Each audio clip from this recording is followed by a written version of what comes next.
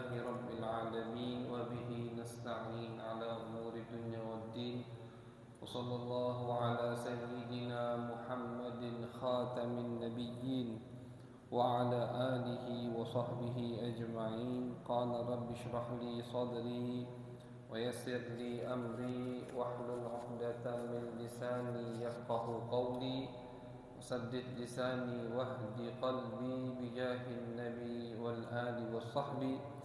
قالوا سبحانك لا علم لنا إلا ما علمتنا إنك أنت العليم الحكيم.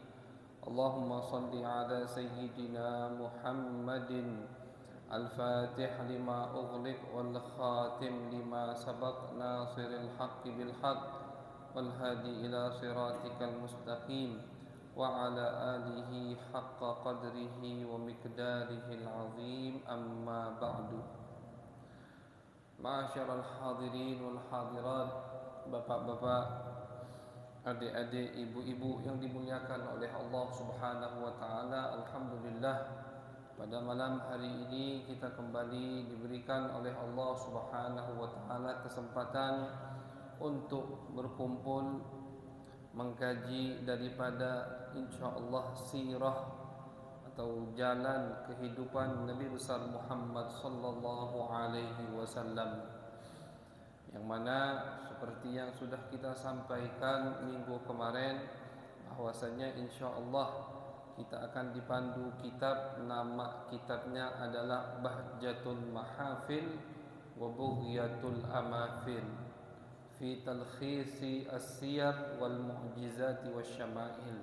Jadi insyaallah kitab ini lengkap membahas siyar. Siyar itu adalah jalan kehidupan Nabi besar Muhammad sallallahu alaihi wasallam. Wal mu'jizat, mu'jizat Nabi Muhammad juga akan dibahas insyaallah. Wasyama'il, terakhir adalah asyama'il, yaitu sifat-sifat Nabi besar Muhammad sallallahu alaihi wasallam. Jadi semua insyaallah akan kita bahas, akan kita kaji di dalam kitab ini. Mudah-mudahan kita selalu diberikan kesehatan oleh Allah Subhanahu wa taala serta taufik dan hidayahnya, sehingga kita bisa rutin istiqomah rajin mengikuti pengajian dari kitab ini. Amin ya rabbal alamin. Bismillahirrahmanirrahim. Qala al-muallif rahimahullahu ta'ala wa nafa'ana bihi wa bi'ulumihi wa bi'ulumi sa'iris salihin fid darain amin. Al-babul awwal fi syarafi nasabihi wa ma mahhadallahu lahu minal fadail qabla wujudihi wa fadli baladai wafatihi wa maulidihi wa adadi abaihi min ladun ila Adam sallallahu alaihi wasallam. Bab pertama yang insyaallah akan kita kaji yaitu bab yang menerangkan tentang mulianya nasab Nabi besar Muhammad sallallahu alaihi wasallam. Karena kalau kita ingin berbicara tentang sesuatu atau ingin mengenal seseorang, pasti pertama kali yang kita bahas adalah nasabnya. Karena nasab itu kalau sudah bagus, sudah mulia, insyaallah anak keturunannya akan bagus.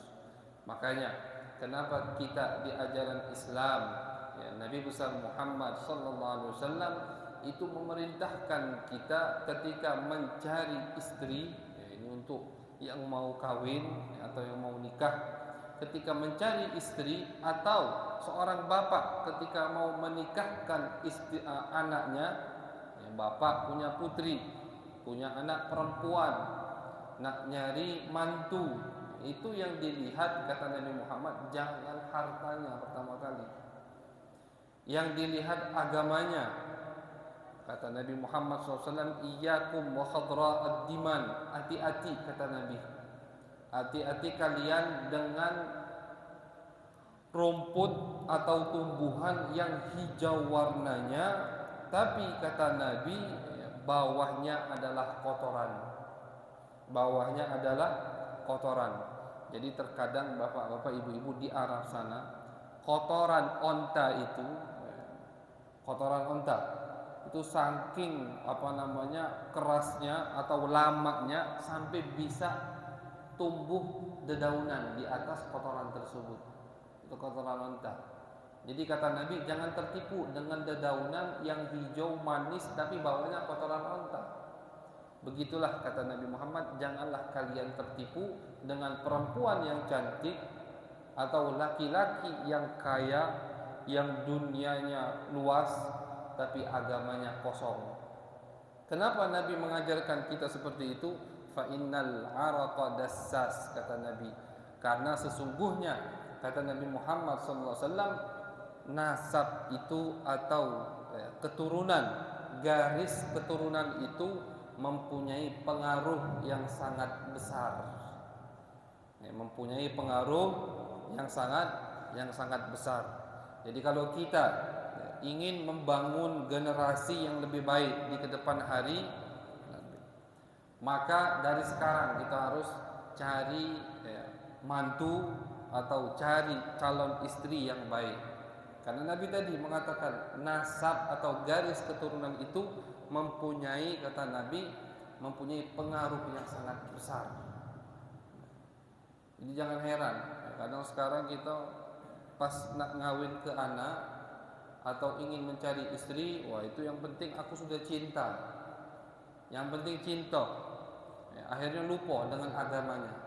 Nanti ketika sudah punya anak, anaknya tidak taat, tidak patuh dengan perintah agama, baru nyesel. Kenapa nyesel? Kenapa baru nyesel sekarang? Itu salah kita sendiri, salah bapak ketika mencari istri. Kenapa tidak mencari istri yang solehah? Tidak mencari istri yang rajin sholat jamaah. Tidak mencari istri yang suka atau yang selalu menutup aurat. Kalau ibunya saja tidak menutup aurat, ibunya saja tidak sholat, apalagi sholat berjamaah, jangan heran kalau anaknya buka aurat dan tidak sholat. Ini pengaruh, kata Nabi besar Muhammad SAW. Jadi kata Nabi, garis keturunan itu punya pengaruh yang sangat besar. Kita diajari sama Nabi. Jadi kalian ketika ingin mencari istri atau ingin menikahkan putri-putri kalian, jangan tertipu dengan harta, jangan tertipu dengan kecantikan, jangan tertipu dengan tampan, muka yang ganteng, jangan. Fadfar, atau kata Nabi, pilihlah bagian agamanya, taribat yadak. Fadfar bidatid din taribat yadak. Kalau engkau, kata Nabi, memilih yang didepankan olehmu adalah agama, dia sholat rajin, hadir majlis taklim rajin, mukanya pas-pasan, rezekinya juga pas-pasan, itu tidak apa-apa. Kata Nabi, taribat yadak. Arti dari taribat yadak adalah engkau nanti pasti beruntung, kata Nabi Muhammad sallallahu alaihi wasallam. Jadi kita kalau pengen cari mantu, carilah yang dianjurkan oleh Nabi besar Muhammad sallallahu alaihi wasallam. Bukan artinya, oh Ustaz, kalau begitu aku tidak boleh milih-milih nak nyari bini, pengen mukanya yang enak dilihat, tidak boleh. Kata Nabi, cari yang cantik silahkan, cuman jangan kalian mendepankan cantik rupanya, tapi kalian lupa dengan agamanya. Jadi yang harus dicari itu agama, bukan cantik rupanya. Maka dari itu, di setiap pembahasan kitab sejarah Nabi besar Muhammad SAW, pasti pertama kali bab yang dibahas adalah tentang nasab Nabi besar Muhammad SAW. Jadi kalau kita sudah tahu nasabnya saja mulia, nasabnya saja agung, luar biasa, sudah, pasti kita yakin Nabi Muhammad adalah orang yang luar biasa. Qala Allah Ta'ala, laqad ja'akum rasulun min anfusikum.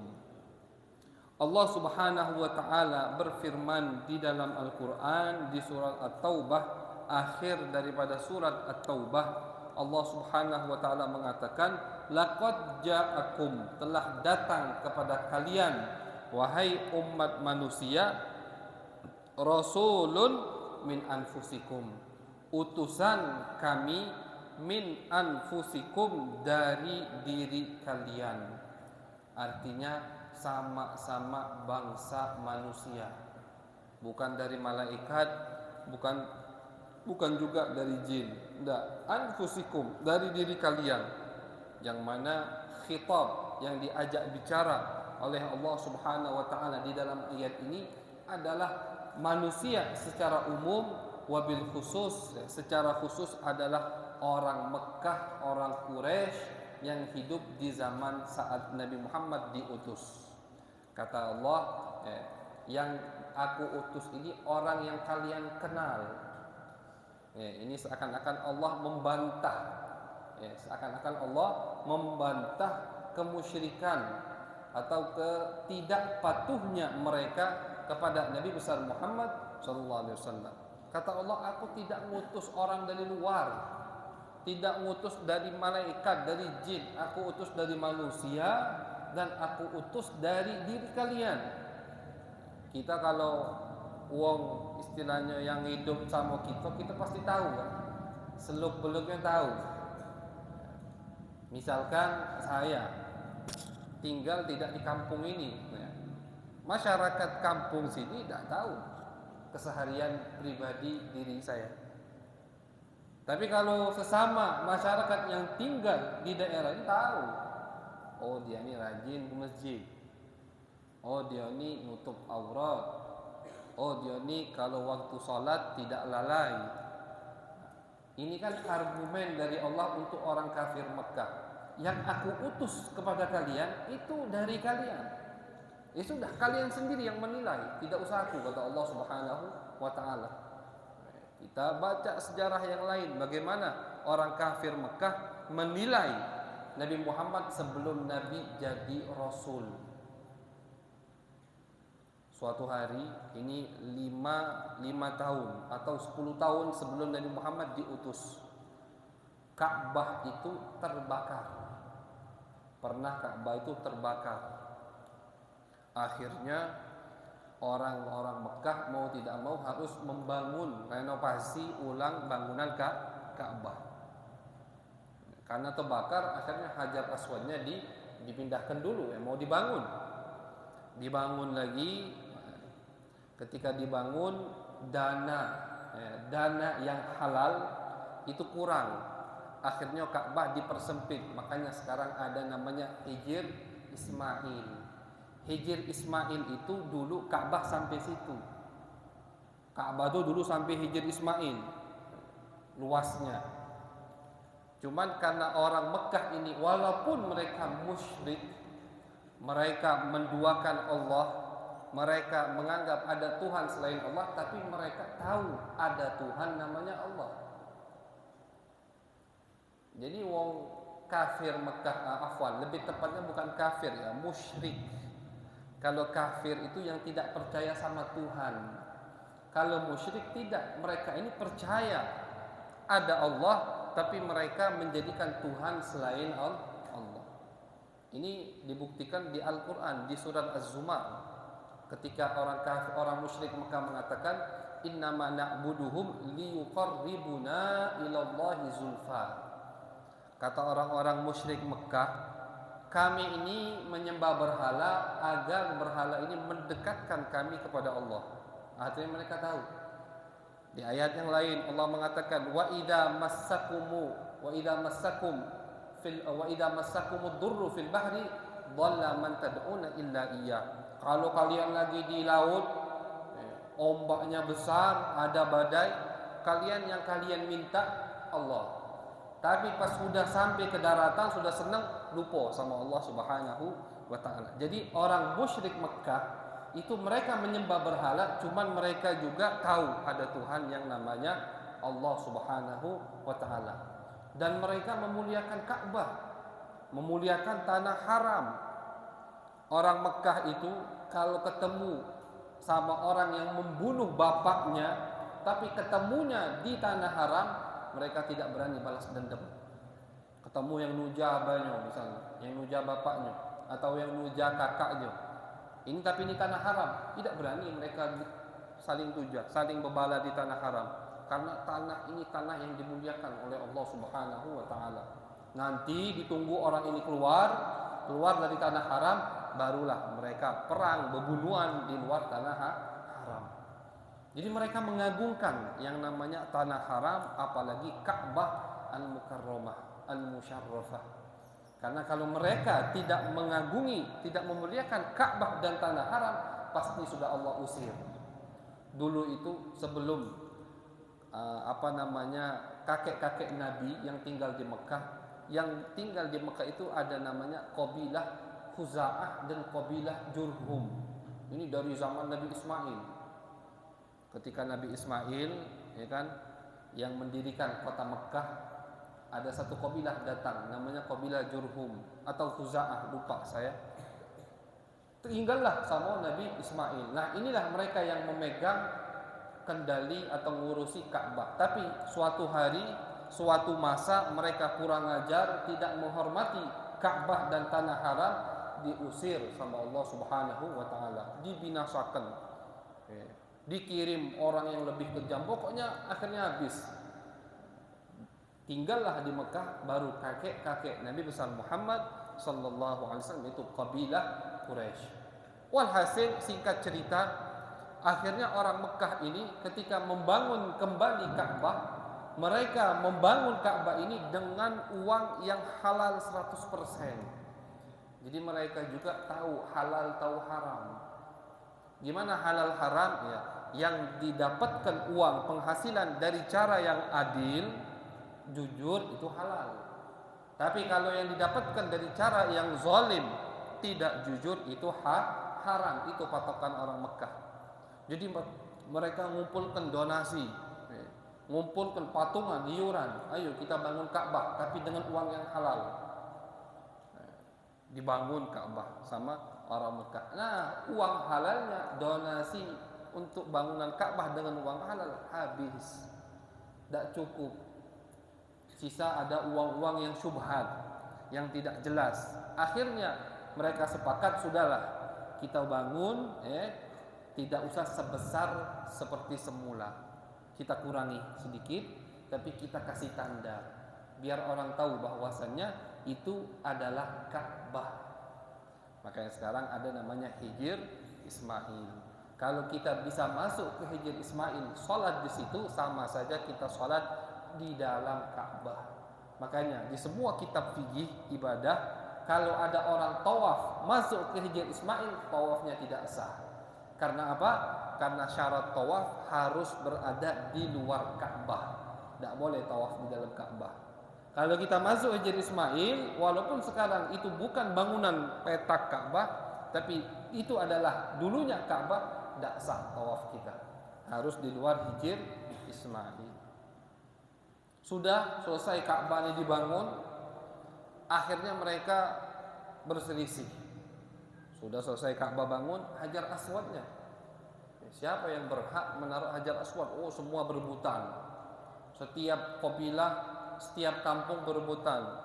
Oh, kabilah ini bilang aku yang lebih pantas, kabilah ini aku, akhirnya mau ribut. Nah, ini kemuliaan yang sangat luar biasa. Ditulis di dalam sejarah sampai hari kiamat bakal dikenal siapa yang menaruh Hajar Aswad ke tempatnya kembali. Akhirnya mereka sepakat, sudahlah kita nggak usah ribut. Ini di masjid mereka kumpul, atau di Darun Nadwa ada tempat mereka kumpul. Kita lihat, kata mereka, siapa yang pertama kali masuk ke masjid, udah dia yang kita pasrahkan untuk meletakkan Hajar Aswad. Subhanallah, yang masuk masjid adalah Nabi besar Muhammad sallallahu alaihi wasallam. Beliau masih umur 30 atau 35 tahun, belum diutus menjadi nabi. Ketika semua kabilah Quraisy ini melihat yang masuk Nabi, apa kata mereka? Radina bil amin. Kami ridho dengan al-amin. Amin itu artinya orang yang bisa dipercaya. Semua spontan sepakat, setuju. Kenapa? Karena mereka tahu seluk-beluk Nabi besar Muhammad sallallahu alaihi wasallam. Mereka tahu zahir batin Nabi Muhammad sallallahu alaihi wasallam. Karena Nabi Muhammad orang Mekah, Nabi Muhammad bersama mereka. Akhirnya Nabi Muhammad dipasrahkan untuk meletakkan Hajar Aswad ke tempatnya. Karena cerdasnya Nabi Muhammad sallallahu alaihi wasallam, dan siasat politik Nabi itu untuk mengambil atau untuk jabal khatir, untuk menyenangkan semua kabilah. Kata Nabi Muhammad, kalau kita sekarang mungkin aku dipasrahkan, sudah dia sendiri langsung yang naruh, pamer gitu kan. Nabi tidak. Kata Nabi, ambil kain yang besar, kita taruh Hajar Aswad ke tengah-tengah kain itu, dan setiap kepala kabilah memegang kain tersebut, membawanya mendekatkan Hajar Aswad ke Ka'bah.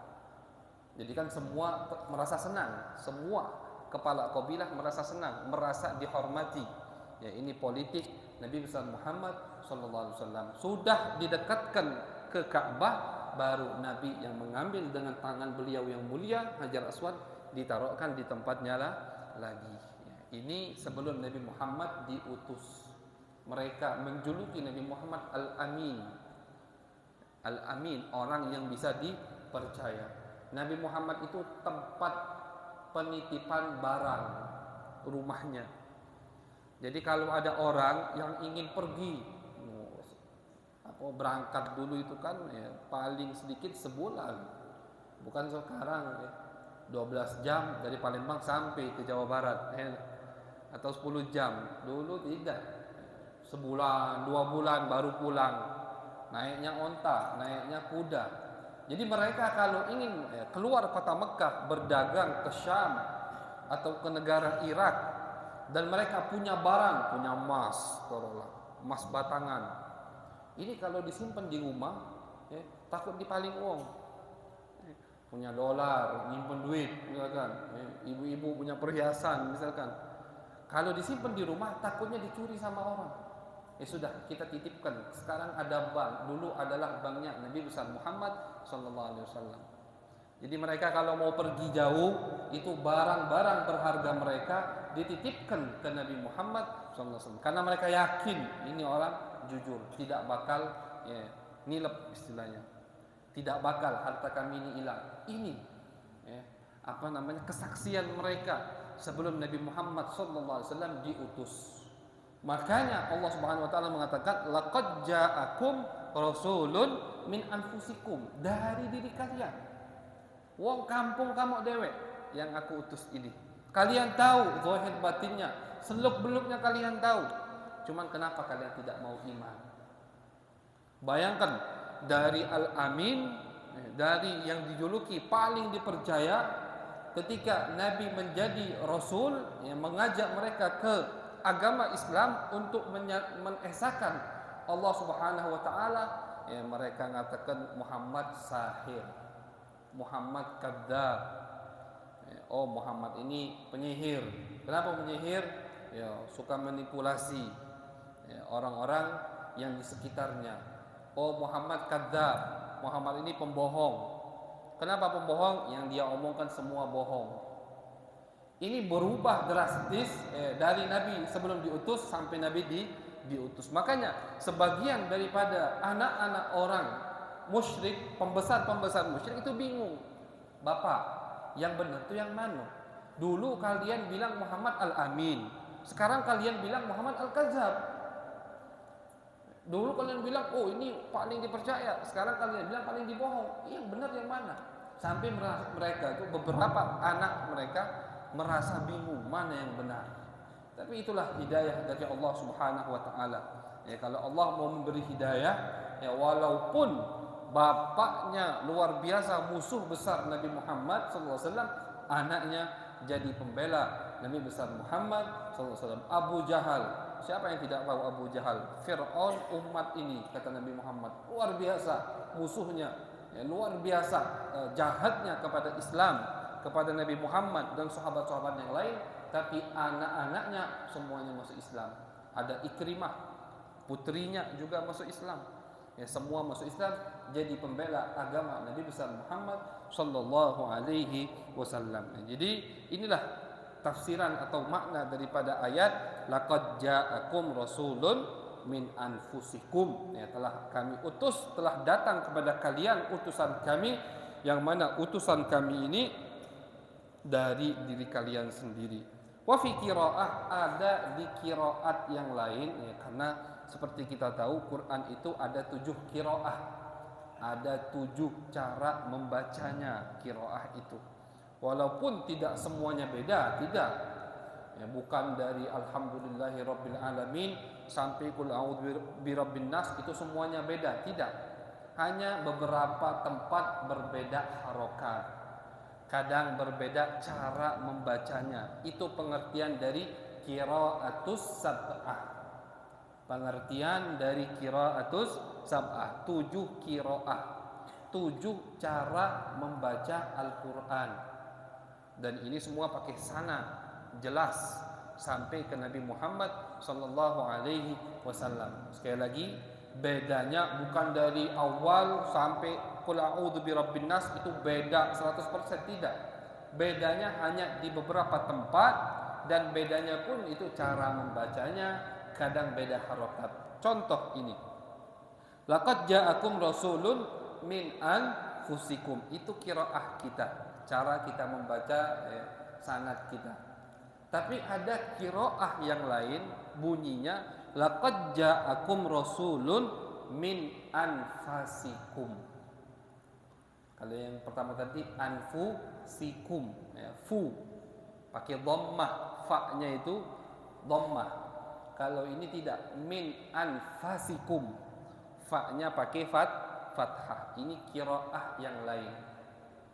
Dan ini juga ada sanadnya sampai ke Nabi Muhammad sallallahu alaihi wasallam. Jelas, sanad itu jelas pengambilannya, itu sanad namanya. Syekh ini atau Ustadz Fulan ini ngambil bacaan ini dari gurunya, gurunya ngambil dari gurunya, jelas. Gurunya siapa, biografinya, bagaimana, kejujurannya jelas semua. Gurunya ngambil dari gurunya sampai ke sahabat, sampai ke Nabi Muhammad sallallahu alaihi wasallam. Itu namanya sanad.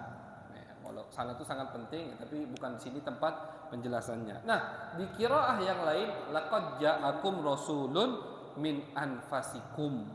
Qiraat ini diriwayatkan dari Sayyiduna Ali bin Abi Thalib radhiyallahu an. Anfasikum artinya beda lagi. Ya, bahasa Arab itu beda harokat, beda arti.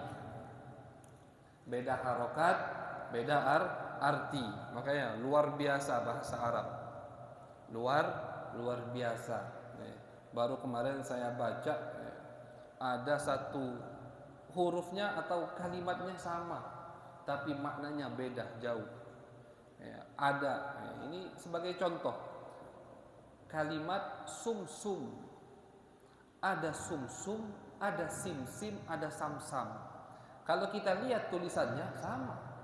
Sin, mim, nyambung lagi sin, habis itu baru mim. Kalau orang tidak ngerti, dikira ini semua sama. Tidak, artinya beda jauh.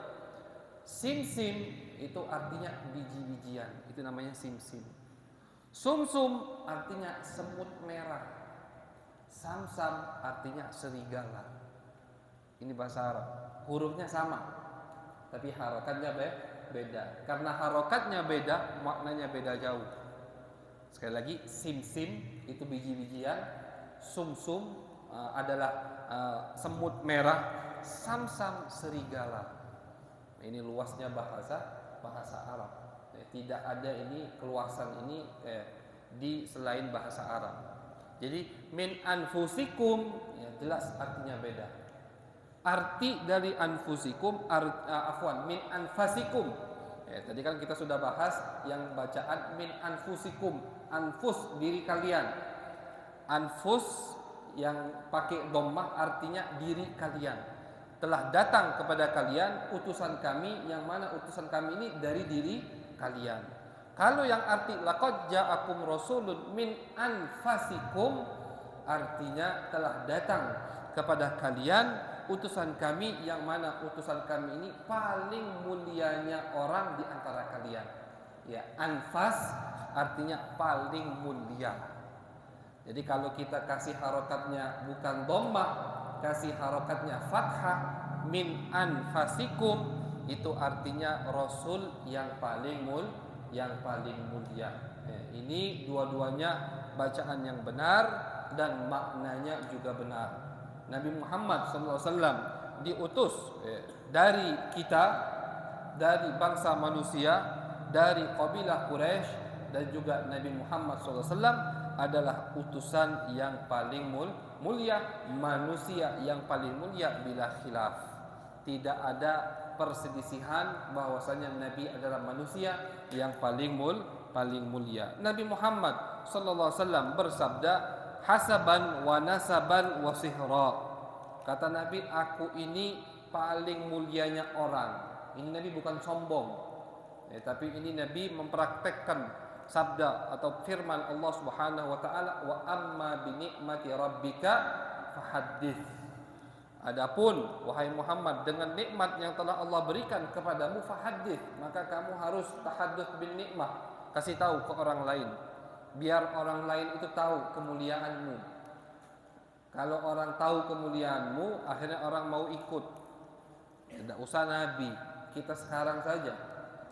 Misalkan minggu kemarin tanpa ada Habib Ahmad menjelaskan siapa Ustadz ini, Ustadz Ahmad Nabil. Misalkan tahu-tahu ana datang masuk ke masjid, ngambil mic, buka kitab, langsung ngajar, kabur semua orang. Tak kata yang dengar siapa ini, masuk langsung ngajar, kan itu. Harus ada namanya at-ta'aruf, perkenalan. Harus ada namanya at-ta'aruf. Itu kita sekarang antara ustadz saja. Ini nabi, bayangkan, rasul, utusan Allah. Tidak boleh kita tentang perintahnya, tidak boleh kita lawan apa yang dia suruh. Jadi wajar banyak hadis-hadis yang Nabi Muhammad SAW menjelaskan, aku ini begini, aku ini begini, aku ini begini. Bukan artinya Nabi tidak tawadhu, tapi Nabi ingin menjelaskan kepada kita, aku ini utusan Allah, aku ini orang yang dipilih oleh Allah, aku ini orang yang paling mulia, maka ayo ikuti aku, begitu.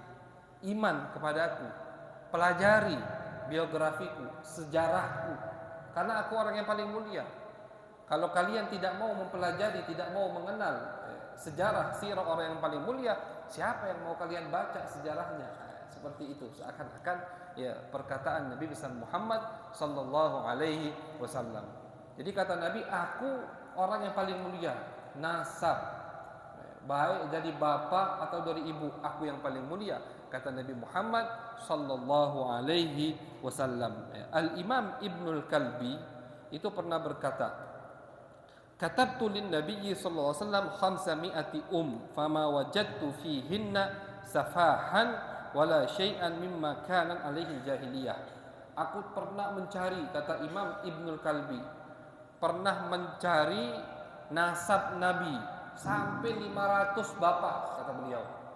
Sampai 500 bapak. Dan aku tidak temukan di antara bapak-bapak, kakek nenek moyang Nabi Muhammad SAW ada yang pernikahannya di luar nikah Islam. Artinya nenek moyang Nabi itu ketika nikah, ketika kawin, pernikahan mereka kalau terjadi di agama Islam, maka nikah mereka sah. Kenapa sah? Karena nikah mereka persis sama dengan apa yang diajarkan oleh Nabi besar Muhammad sallallahu alaihi wasallam. Di sini dikatakan bahwasannya nikah di zaman jahiliyah itu ada 4 cara. Pernikahan di zaman jahiliyah ada 4 cara. Yang pertama, nikah seperti nikahnya Islam. Artinya bapaknya atau wali si pengantin laki datang ke rumah perempuan, nyebut, minta, melamar, seperti itulah. Nanti wali perempuan musyawarah sama anaknya atau sama adiknya yang mau dinikahkan, setuju, baru sepakat. Ini nikah Islam. Dan inilah nikah daripada kakek nenek moyang Nabi besar Muhammad sallallahu alaihi wasallam.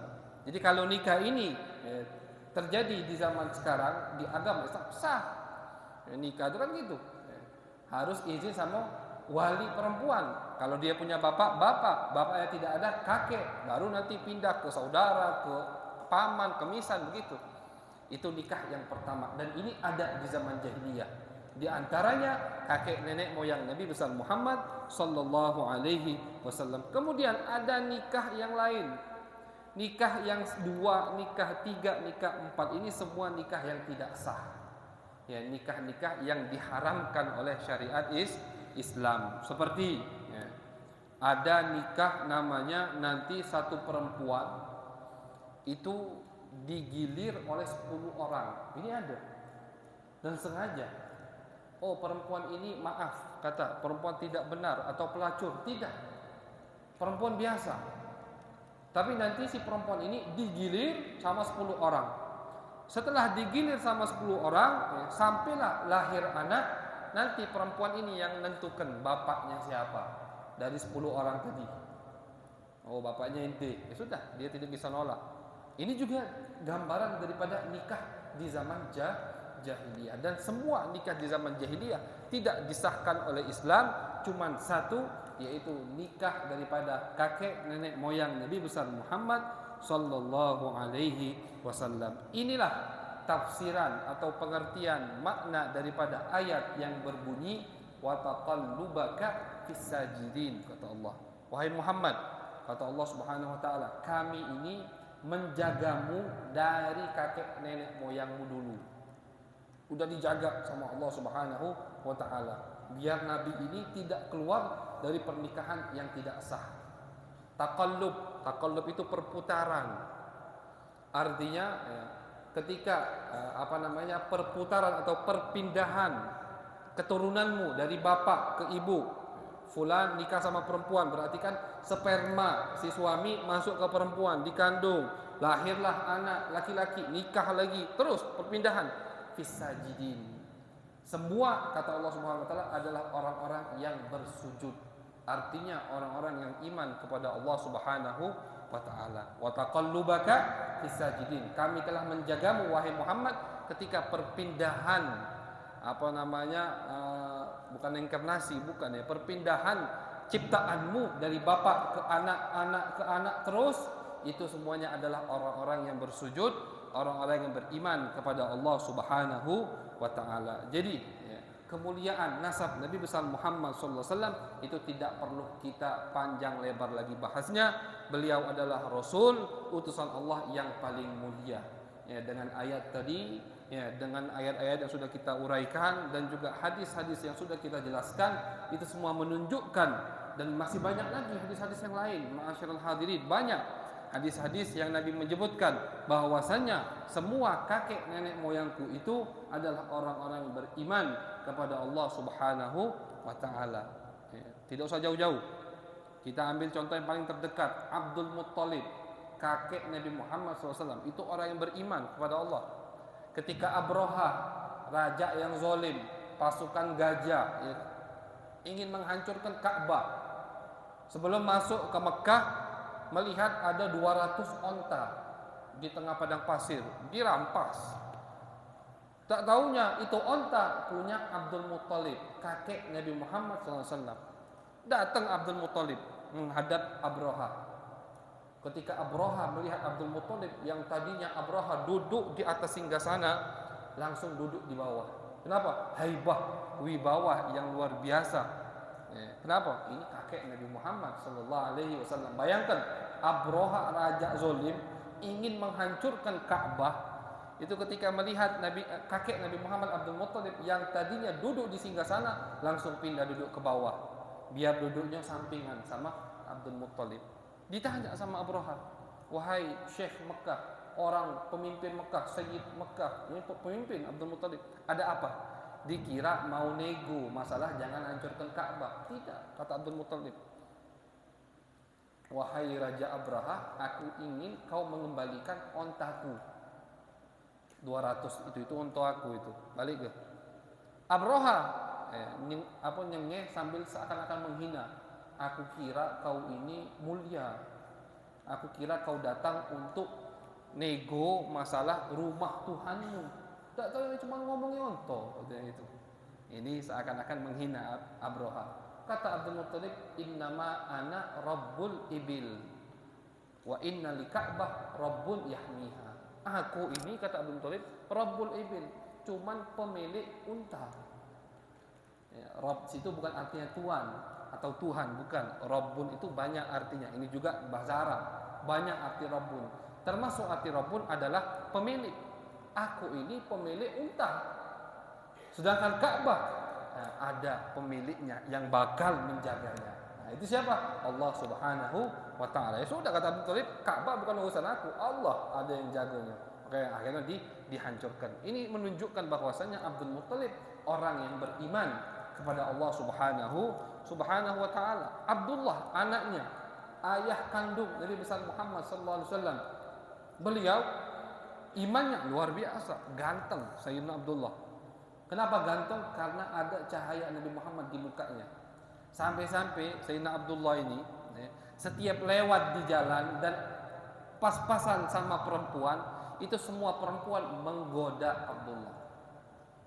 Ada satu perempuan ini luar biasa cantiknya, kaya, banyak yang menginginkannya, tapi dia tidak mau dengan laki-laki yang lain.